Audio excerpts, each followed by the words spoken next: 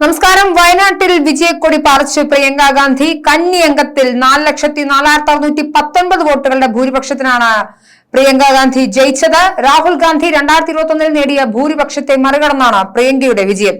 വോട്ടെണ്ണലിന്റെ തുടക്കം മുതൽ തന്നെ ലീഡ് നിലനിർത്തിയ പ്രിയങ്ക ഒരു ഘട്ടത്തിൽ പോലും മറ്റ് സ്ഥാനാർത്ഥികൾക്ക് സ്ഥാനം കൊടുത്തില്ല. എന്തായാലും വയനാടിന്റെ മണ്ണിൽ വിജയത്തേറിയിരിക്കുകയാണ് പ്രിയങ്ക ഗാന്ധി. തന്റെ ആദ്യ തെരഞ്ഞെടുപ്പിൽ തന്നെ ഏറ്റവും മികച്ച ഭൂരിപക്ഷത്തോടെ പ്രിയങ്ക ഗാന്ധി അധികാരത്തിലെത്തും.